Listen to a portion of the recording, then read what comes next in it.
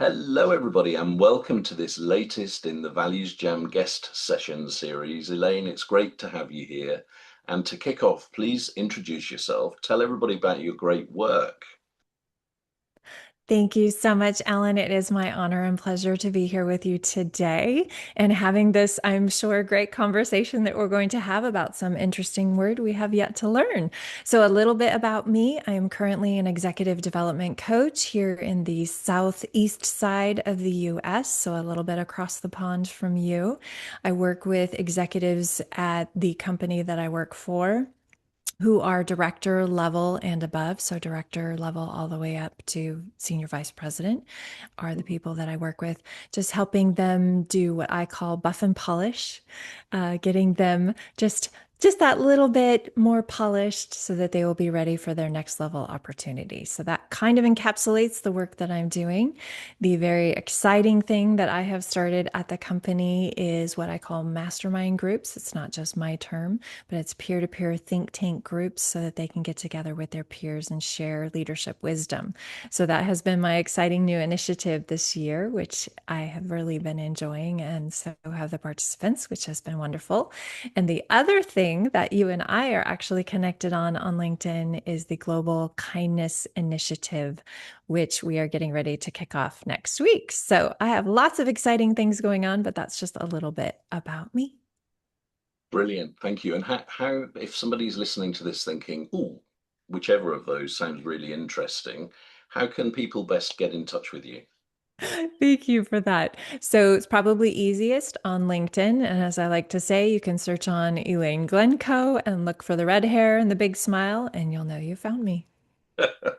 Now, I've got a follow-up question as well, because you talked about buff and shine for leaders. And I've got a thing about leaders being too shiny. So Mm. how do you deal with that? I will say in coaching, we have a term called any strength overused becomes a weakness. Hmm. So if you think about um, almost any term, if you have too much of it. So a common example I use is water is really good. We need water. Too little is a drought, too much is a flood. Hmm. Same thing with pretty much anything in life. If you have too much of it, it's not a good thing. So you are absolutely right. Too much shiny makes, I think, someone seem inauthentic, gives them that, I'm going to say, ooey kind of sales stereotype, of course, the salesy kind of greasy overtone to it. And so I think too shiny means that you're not being truly yourself. Hmm. And do you think that's changed over time? So if I think back through my career, it used to be that everybody was striving to be seen as perfect, and very shiny. Whereas now it seems to be a lot more acceptable to be a bit less shiny and authentic. So is that a change that that's my perception, but I'm wondering whether you've noticed anything similar or different. I hope so. I do hope that we are moving in that direction of being more true to Hmm. ourselves and not just presenting that shiny and authentic front to Yeah. people, because I think that's where we can be more truly connected to others as humans and really bring meaning and purpose to our lives. So Mm. I do hope so. I would love it if you're seeing it over there. I do see pockets of it over here. There are some people who don't like the word vulnerability, and that's okay. So I use the word authenticity, Yeah. showing up as your true self. Yeah. Yeah. So And I I hope like so. the sound of the peer-to-peer networking thing that you're talking about, because again, for me, there's so much written about leadership, right? But there is no thing that is great leadership. It's very individual. And so to be learning from each other and understanding what you bring is as good as what you take away, and everybody benefiting sounds like a great thing to do. Yeah. No, it's been really amazing to the organization that I work in has lots of different lines of business and they're Mhm. very siloed from each other. And so being very intentional to connect people from across the various lines of business has been really rewarding to help them build relationships with each other and also I use the quote, a rising tide lifts all boats. When Mhm. we share, and by we, I mean them, I just provide the safe space for them and keep them on time. So we respect each other's time. But for them to share with each other what's going on helps them do several things. One is it helps them not feel quite so alone. Yeah. I've had people say, oh, I'm experiencing this, and I'm sure that's not true in your areas. And across the board, people have said, nope, actually, that's happening in my area as well.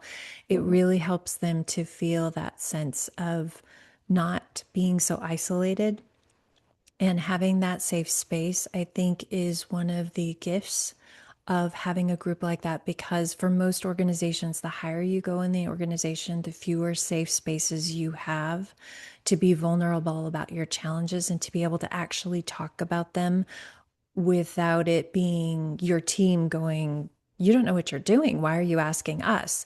So I think that's one of the gifts that it provides for them. And I'm just super grateful to have the opportunity to provide that for them. Great. Okay.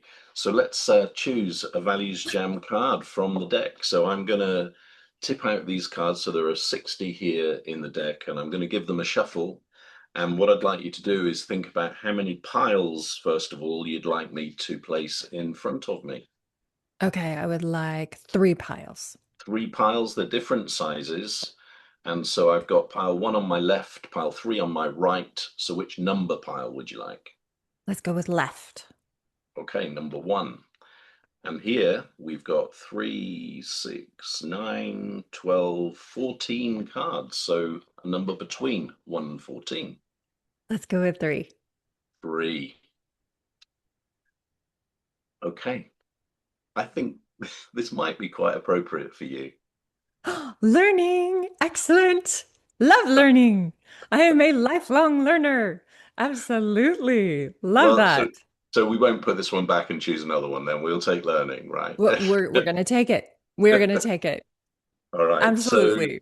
I'm happy that you're pleased with it. And to kick off, we get into what sounds like a very simple question, but when we start to think about it, we realize maybe it's not so simple, which is what does learning mean? And then there's a follow-up, which is more metaphorical, which is what does learning look, feel, and sound like? So you can either start with the more imaginative angle or the more technical angle, whichever you prefer.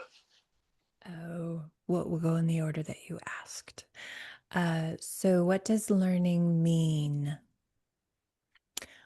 I think that learning is the awareness of what you don't know.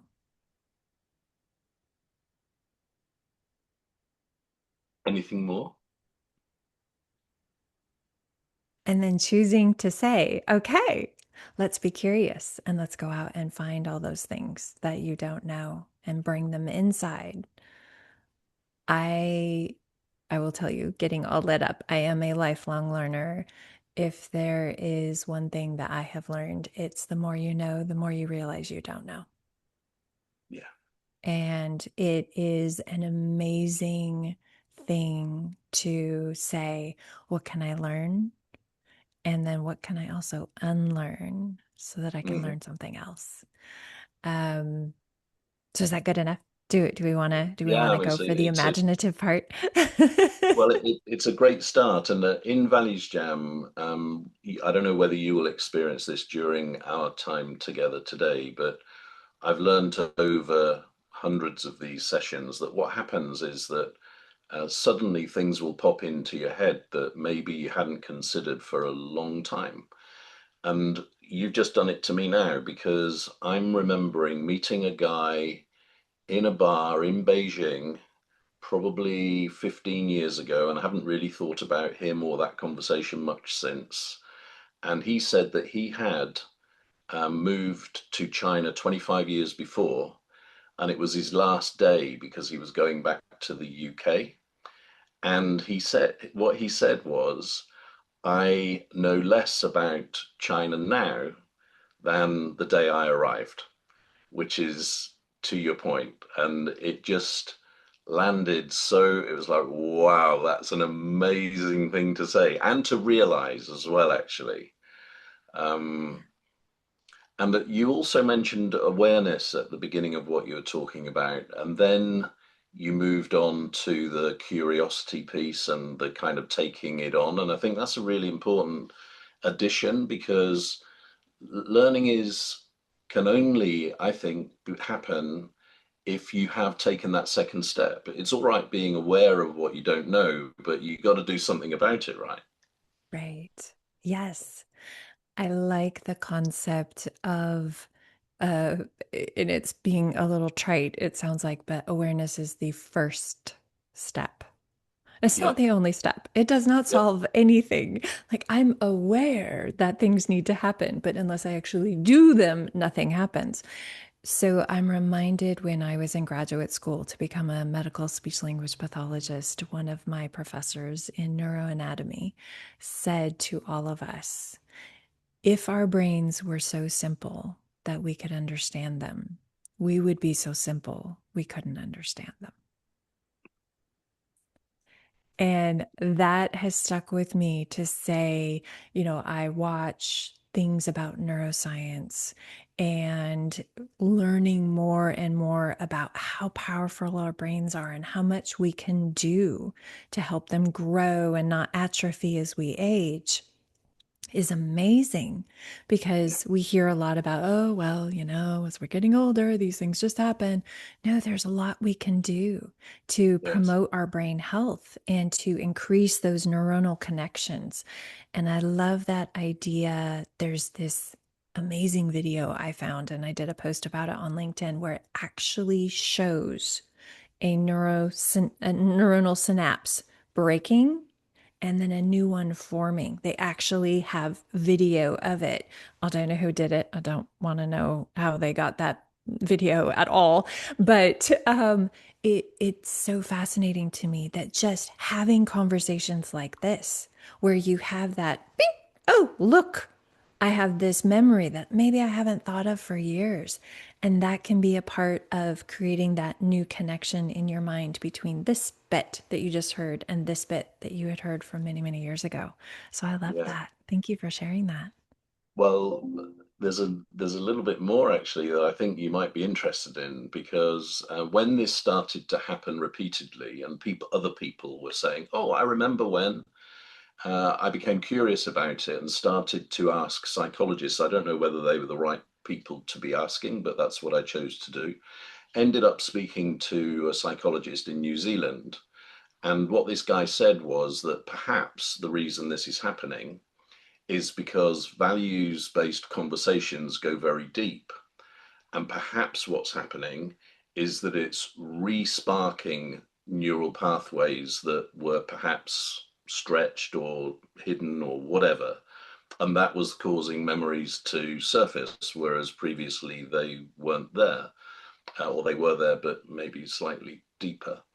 And so now I haven't managed to connect with anybody in the area of dementia or Alzheimer's, for instance, but I think that it would be fascinating to have values jam conversations in senior living settings, for instance, rather than playing childish games of bingo, which is my experience sometimes in those settings.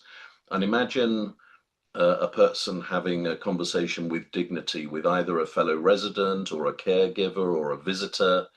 And also imagine, your grandmother telling you about forgiveness if they had chosen that card and telling you a story from when they were younger. I just think it would be wonderful. And so I'm curious on two levels here. One is that professional piece. What are your thoughts on what the psychologist said? And then what are your thoughts on this, senior living application perhaps and dementia, Alzheimer's? So that's those are amazing questions. And now I have a whole traffic jam in my head trying to answer all of them at once. I think what the psychologists have said is fascinating. I'm not going to claim to be an expert in this area, deeply fascinated by neuroscience and neurophysiology. I think that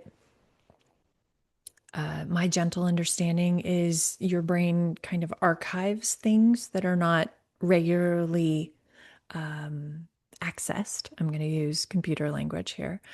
And so I do think when you have something that sparks the, oh, wait, I have a file about this. Let me go look in that file cabinet that's way back in the back of the storeroom, that you can pull things up and have that sudden memory. If you've ever had the experience of smelling a smell that immediately takes you back to when Yeah. you were 5 years Yes. old and your mom was baking your favorite cookies, whatever your particular memory is. I have had that happen. And I'm a Yeah. very visual person. And so I can smell something and immediately and visually in my mind transported back. I can see what the room looked like. I can smell that smell. And that may be something I haven't thought of for 40 years, Hmm. but I'm immediately there in my mind. And so I imagine that it's been waiting for me. It's been in Hmm. that file drawer, if you will, in that one particular file, filed under that smell, Okay, that was unimaginative, but it is something that I do think that there is a lot of truth in that. I will say that I still don't think we understand everything that our brains can do. Now, to jump forward, I love, as a speech pathologist by background, I love your idea. When we bring meaningful, deep connections, that lights up different parts of our brain Hmm. than a trite. You can walk past 7 people in a morning and they go, "Good morning, how are you?" "Fine, thank you, how are you?" But, Nothing. and you will arrive to your office or wherever you were going and likely not remember any of them. Yeah. Unless there was a smell, unless there was a particular shiny bauble that that person was wearing, unless there was something unusual about them, you're likely to pass hundreds of people in a day and have zero recollection of any of them. Yeah.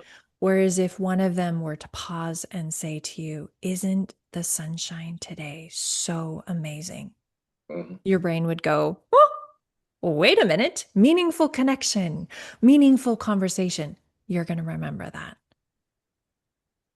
Yeah, for So sure. I do think there's a huge amount of value, and I would wonder if that would not help perhaps prevent some of the cognitive decline for those people living in those facilities.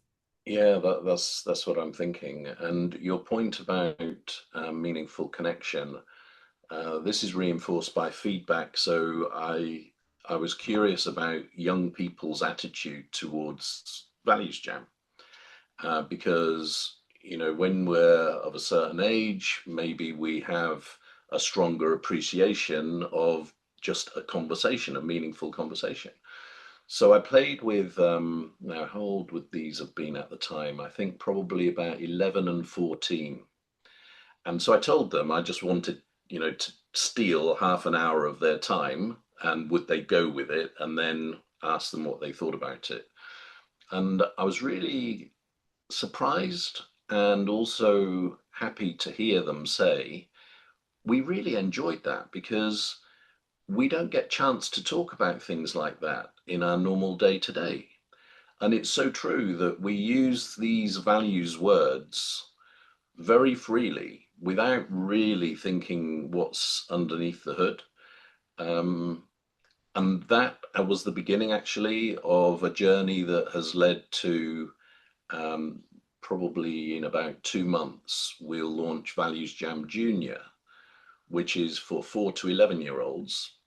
And it's to support them in listening better, being curious, having empathy for the other person, and being able to explain themselves. So it'll be interesting to see how that's taken up by the educational establishments. I love that. I love that. There is something. I happen to have a soon to be 5-year-old niece in a couple of weeks. And I also have a soon to be 2-year-old niece in a few more months beyond that.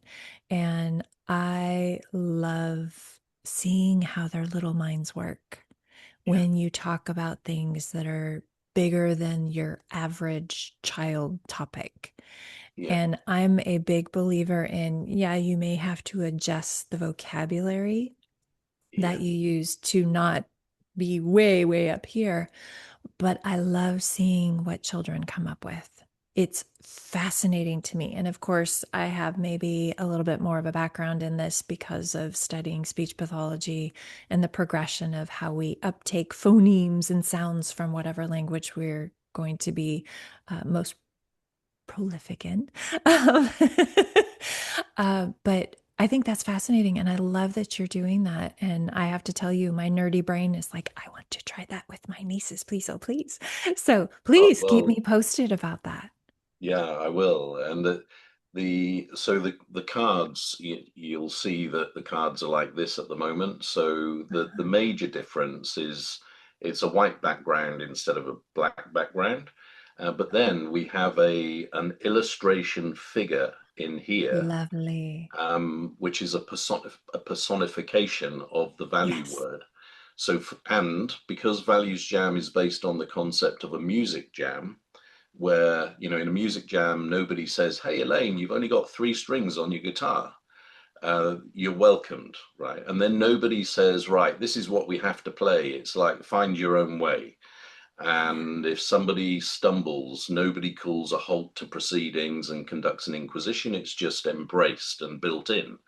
So that Yeah. that was the beginning of Values Jam. And so for these children, the illustrations are music-based characters. So for the one that's on the top of my head is Belonging, has an illustration of Benji, who is playing the bongo. So Oh, that's to help them remember the alliteration and the word and have a bit of fun around that. And actually, it was because of playing with my grandson, Jacob, who was then 5. And I didn't know what to do, actually, because, like you said about language needing to be simplified, I was conscious that many of the words in the current deck he wouldn't be able to relate to. So we did this. I said to him, right, first job, I'm going to read out all of these cards, and you've got to tell me whether you know the word or you don't know the word, and we're going to make two piles. mm, So we did that, and he maintained his attention all the way through. Then, with the cards that he did know, I asked him, I got him to force rank them, basically. So it's like, Jacob, what's your favorite, excitement or family? And went through this. mm. His three favorite cards were love, kindness, and beauty. And then I said to him, "Can you choose one of them?" And he chose love. And I said, "Could you tell me what that means to you?" And he looked me straight in the eye and he said, "No, I can't." Mm. So I said, "Okay, well, maybe have a go at describing what happens when you love somebody." And he said, "I give them a hug." Aw. At that moment, I knew that I was going to create Values Jam Junior, because it's like, Yeah. wow. Yeah.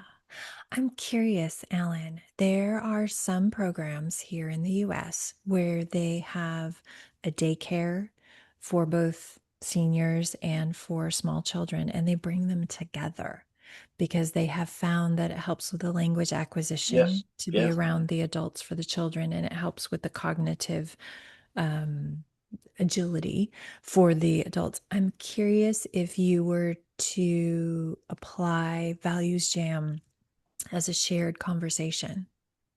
Wonderful idea. Yeah. I think that would be amazing. Yeah, I agree. And actually, I didn't mention it earlier, but when you were saying about your groups at work and they're siloed and all of that sort of stuff. So, and again, I haven't got a Values Jam client like this yet, but because of us working from home more these days, uh, and I've no evidence for this, and it'd be good to hear whether you agree or disagree or don't know. I believe that when we used to be together in the office Monday to Friday, 9 to 5, relationships naturally develop because we're social beings. And because of that, productivity was higher because there was greater collaboration between people. And it just seems logical to me that if you take people away from each other for at least part of the time, like we're doing with working from home, then those relationships must be diluted, and therefore productivity and collaboration is going to be less. So, what I'm thinking is that imagine a program of values jam conversations across an organization where everybody commits to, say, one values jam a week or a fortnight, and it can be with somebody in your function, in your location, or in a different function, in a different location, it doesn't matter. And my mind tells me that that's going to create a great neural kind of integration across the organization that would not be there otherwise, and that's far more valuable in this current situation where we're not together as much. Hmm. So the interesting thing, yes, and let's go with that. It certainly, when you're in the same physical location, gives you the opportunity to the proverbial water cooler conversation. We Yep. don't have water coolers anymore, but you know that idea where you bump into someone in the hallway, that kind of thing. What's fascinating is when you work in a large organization that has multiple physical locations, you still have the same issue. My last organization that I worked with, I worked out of Pennsylvania. I had coworkers from all over the world who were on my team. Yep. So there was not a building for us to bump into each other because we Yep. were in different locations. So I think having intentional connection times is really valuable to give that sense, even if you're all going into an office, which doesn't happen for everybody, but even if you're all going into an office, it might not be the same office, even if you For share sure. that same team. So, curating the environment of, even if you work in the same office building, maybe you work on a different floor from a different team that you occasionally work with, having those intentional conversations, I think, is a beautiful gift to people to have that sense of connection. Because I will tell you, the I think it's called Cube Land or something, where there's a whole bunch of cubicles. My office in my work building is like that. And I will Right. tell you, I face into the corner of my cubicle. That is how it's set up. And so does Yeah. everyone else. So our backs are to each other. We're facing into walls that come together like this. And so even just how our offices are set up For is sure. sort of meant to keep us in our little silos of what we're doing. So I think having a conversation time frame, an intentional conversation time frame that connects us is a beautiful gift. And I'd love to see you do that. Yeah. And it's this, so the theory behind this is that leaders haven't responded to this current situation because previously they were benefiting from the result of this collaboration that happens naturally, and there was no investment required, right? It was everybody just did it. Whereas now it's like, well, we got a different scenario, and I think the more progressive people are going to realize that they do need to curate that time, and protect that time for these interactions to happen that might not be task based, but are nonetheless valuable. Um, yeah. Oh, and actually, you were saying about this thing around connection. So you've reminded me of, you're familiar with the company EMC and Dell, probably. Mm-hmm. Both big tech companies, and Dell took over EMC a few years ago. And this was the beginning of COVID. And I was working with them on a project at that time. And so we put in place a weekly Friday afternoon Zoom call, even though everybody was at home. And I remember Mm-hmm. one guy saying, I feel closer to you guys now than I did in the office because everybody's in their normal clothes, in their home with their background, being themselves. Whereas when we were together, everybody had their kind of suit on and their corporate face on and all of that sort of stuff. So it was fascinating that even though people were apart, they felt closer together. Yeah. Yeah, it's amazing to go back to my last company. It was an international team that I was on, and some of what I would say were my closest friends during that time are people who, for the most part, I've never met physically in person because I am Yeah. someone who is very intentional about reaching out and having one-on-ones regularly with my teammates Mm-hmm. just to create that sense of team. Mm-hmm. And that was really important to me because otherwise, you're never going to bump into this person. They're in a completely different country from you and on the opposite side of the planet, that kind of thing. And that was something that was very important to me to create that sense of connection between us as a team, no matter what time zone or distance separated us. So I think it's true when what I was reminded of when you were saying that was the too shiny at work when we're bustling along and we're doing the thing that we are tasked with doing, we're not really focused on connecting with other humans. We're focused on task based, Yeah. not people based. And so when Yeah. you say to someone who's very task focused, okay, the task you have now is to connect with your fellow human beings. Okay, great. My Yeah. laser focus is now on connecting with my fellow human beings. And so it fits for Yeah. people who are people focused and for people who are task focused if you set it up in the way that says, this is what we're here to do. And it's Yeah. beautiful. It creates such an amazing connectivity that I do think really helps. So I'm going to say this to the detriment of people who think that returning to office is the only answer, is to say it doesn't actually promote connection. No, I agree.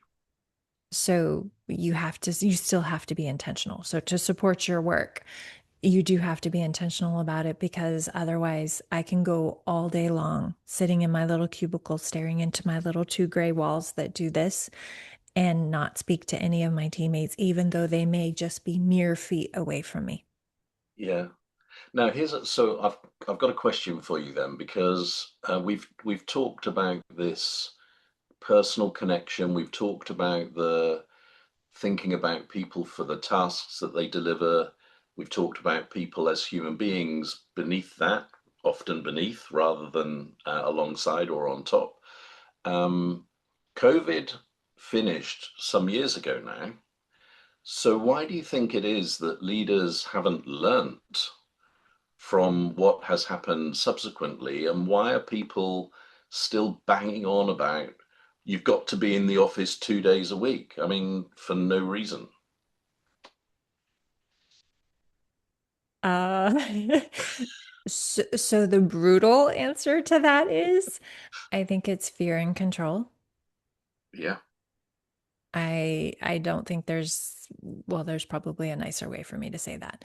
But I think that that's the honest truth is Mm. that sense of I don't know what my people are doing. I'm afraid they're not doing what they're supposed to. If they're in the office, they will. And that's not actually true. If you walk down the proverbial hall and you looked into everybody's cubicle, you will find people who are not working. And thinking that that makes a difference to have their physical body be present in your building, that you're going to get productivity out of them, is very short sighted. So I will tell you that for someone like me, I qualify myself as an ambivert. So I do regain my energy from being in a quiet space by myself, reading those kinds of things. So I'm more on the introverted side of that. I can do things like this, and that's great. But if you put me in a highly social situation, I'm going to be really, really drained. So, dropping an introvert into an environment where they're having to wear noise canceling headphones to block out the chatter from around them and those kinds of things is actually not helping, and you're not going to get your best work out of them. But instead of saying, what kind of environment can I give this flower that I have that can bloom their best? What kind of environment, what kind of nurturing can I give this particular person? It's that fear based approach of the old hierarchical way says you have to be in office.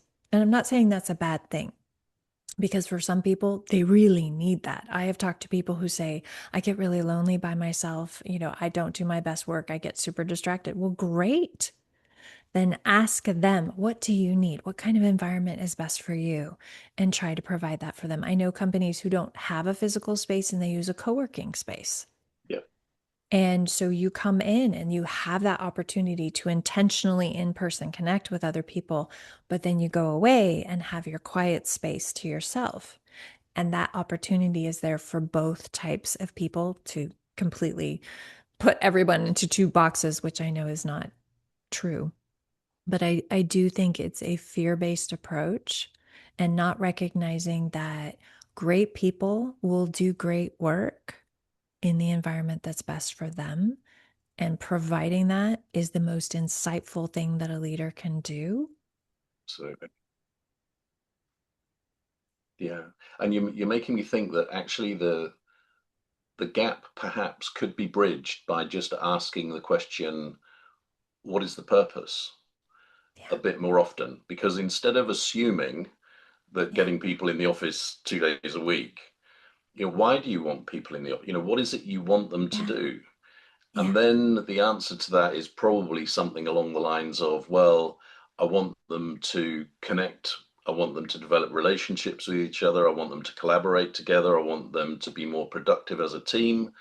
And then the question is, well, is the only solution to that being in the office at the same time? And the answer is no. There are other things that you could do. Yeah. Mm, I'm reminded 2 jobs ago, I worked for a UK based company. So the majority of my team was based where you are in the UK, and okay. I was based over here. And the rule was we had to come into the office 1 Wednesday a week. So everyone was in office, and we didn't even have full wall cubicles. We had low wall cubicles that you could easily see the other person. And there were people who were in a variety of different roles, and not everyone uses a quiet, soft inside voice. And it was extremely distracting. And All what we right. were discovering was we were sitting there all in the same room, all headphones on our various Teams Zoom calls with people in other locations. We weren't actually interacting. And so this was So, brought up. Okay, all of us are coming to work in this space to be yeah. distracted by each other and not really collaborating because we've got our headphones on. We're not talking to each other in this room. We're talking to people from the other side of the pond. And so the decision was made to have an intentional time where the people sitting in the room, actually interacted. And that was, I think, far more meaningful and far more insightful than just, well, we need to be in this space together. Okay, but I know for me, I can't do my best work when, so and so from just over there is talking so loud that I can't hear myself think. So, yeah. So I do think that asking that why and being intentional about it is a really positive path forward. Mm. I love your use of the word intentional there because there's not in my book, there's not enough that is intentional. So this is front of mind probably for me at the moment because we've got the K20 summit coming up, and you talking about the time for interaction. We've actually built in slightly longer break times, for instance, in the program, and we've labeled it time for conversations because we want to encourage people to get to know somebody that they might know a little bit, but get to know them better.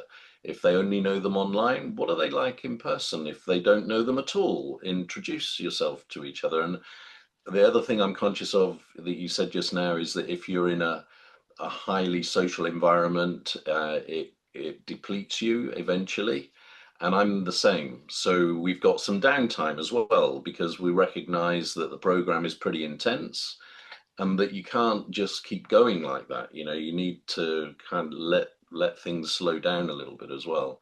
So it's this thing about everything that we are doing, or as much as we can, we're being intentional about the reason why we're doing it rather than just doing it for the sake of it kind of thing.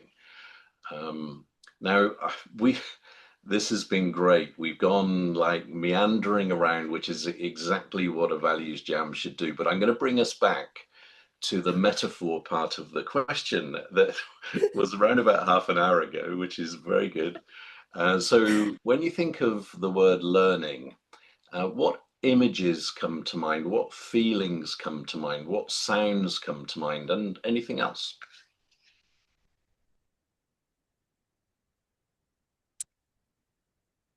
The visual I have for learning is sparkle or spark. Something that you're going along and hear something new and you go, and that would be the sound for me of Okay. learning. Is that kind of ooh, for me it's exciting. I love learning something new.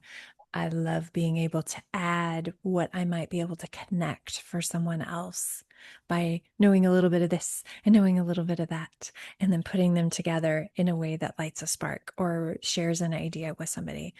I would say that's probably the visual and the sound that I have for that. I think also in a less metaphorical way, that visual of seeing the little dendrites coming together and then joining to make this neuronal synapse in the video that I mentioned earlier. I think it's that sense of connecting one part of something you know to a part that you didn't know before and Mm, creating something new out of that. And then, of course, as we mentioned earlier, what do you do with that?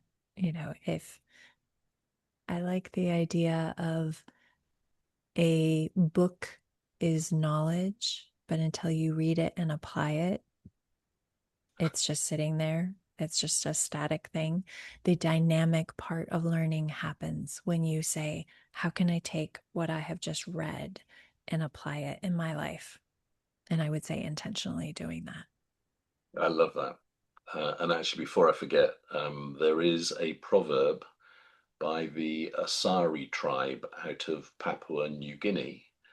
And what they say is, unless it's in your muscles, it's just a rumor, which, which is because we're so focused in learning on getting it into here, right? But Yeah. what they say is, well, if it's not what you do, then Right. what's the point? Yeah. And for the so image, I've got a half tick for my image, and it was a tick originally, but then I realized that you can never stop learning, so it can't be a tick because if you've got a tick and you think you've done it, then you're not in such a good place. So it's a half tick. Um, the sound is yes, when you've mastered something and you can do it, whereas last week or last month or last year you knew that you couldn't do it, whereas now you can. So that sense of achievement expressed, and the feeling is one of a dual approach here. One, feeling that you're growing, but also a feeling that you've got something else in a filing cabinet that might be able to be used for something else at some time, even if you don't know what that is. Uh, Mm-hmm. so there's some playbacks for you there. Now, I Elaine, love in that. Values Jam, there's an opportunity for you to ask your own question about learning. So let's do that now. And so and by the way, you can, if you've got the answer on the top of your head, please go ahead and share that. Or if you prefer to invite me to go first and then respond, then we can do it that way around as well. So ask your own question about learning, beginning with who, what, where, when, why, or how. Thank you for that opportunity, Alan. So I think my question for you, for us, For us, yeah. is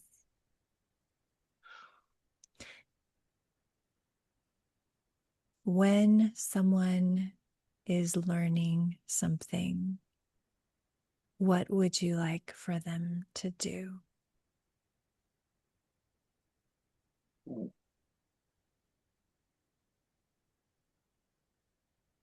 I'd like for them not to make early judgment, I'd like for them to be curious about what the outcome could be, and I'd like for them to stick with it. I love So that, Ellen. that probably says quite a lot about me. But what about you? What's your answer to the same question? I love your focus on being open-minded, staying open to what's possible, to not say, okay, here's this thing. Does it match everything I already have in my file cabinets, or can I start a new file?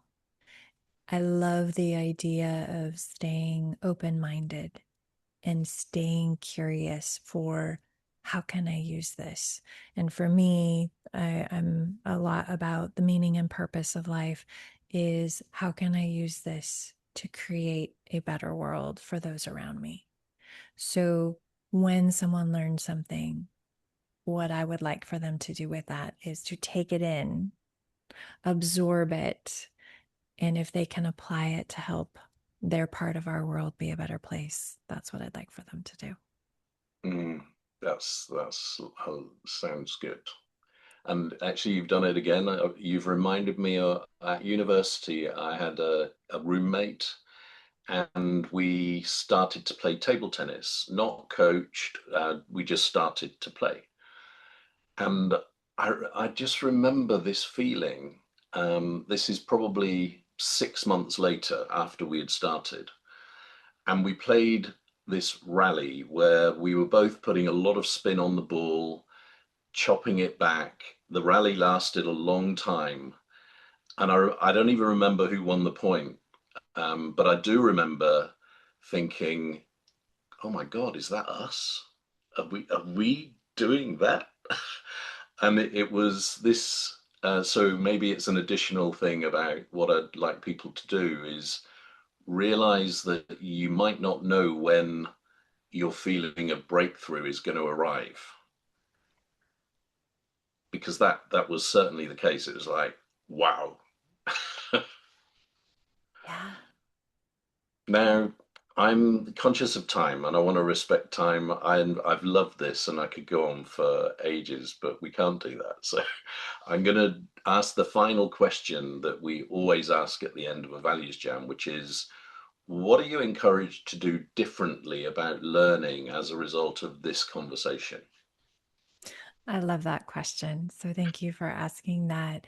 It's something that for people who are familiar with me on LinkedIn, the U plus 1% today and become even more amazing is my little tagline.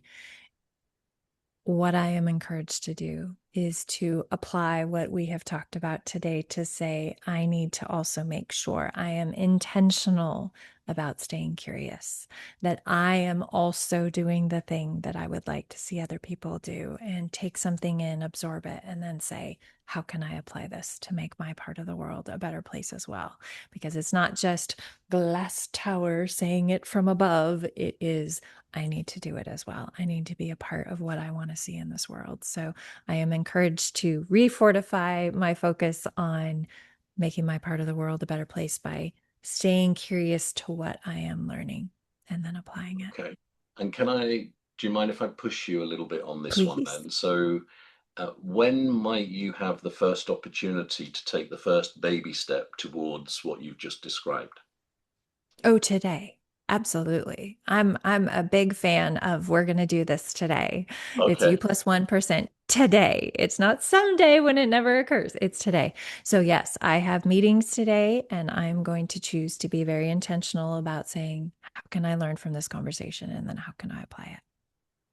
great. Mine is this whole thing around not being fixed on what you're supposed to learn from any process that you're going to go through.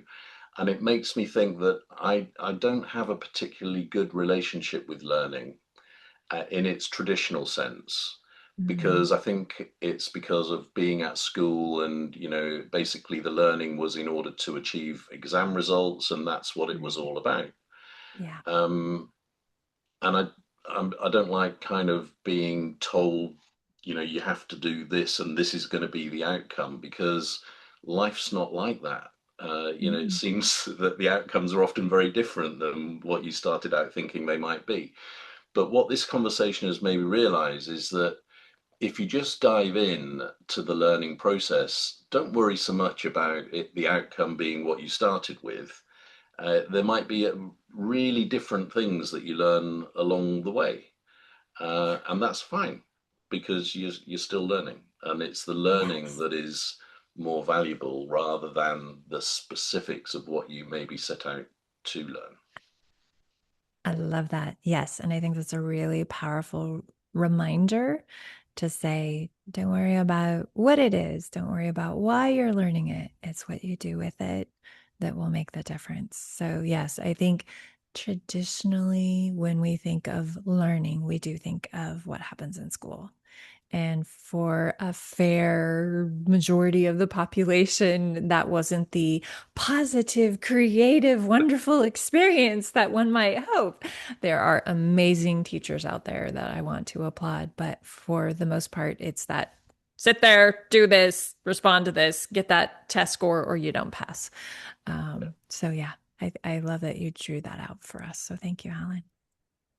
All right, so Elaine, you're now a qualified values jammer. You've learned how to values jam, so I hope you've enjoyed it. And yeah, maybe that you'll practice this with other people. There you go. Yes, I love this. Thank you so much, Alan. I really appreciate the opportunity to have this really amazing conversation. And I can't wait to see what you're going to do with Values Jam Junior and how you might join the two conversations together. Yeah, well, we'll pick up. Was it your nephew or your niece? I, I was it have actually two nephews, but they're teenagers. It doesn't exclude them, but nieces were the ones that I had niece? mentioned Right. earlier. I'll Yeah. remember that. Okay. Thanks a Yeah. lot, Elaine. Bye. Okay. Thank you.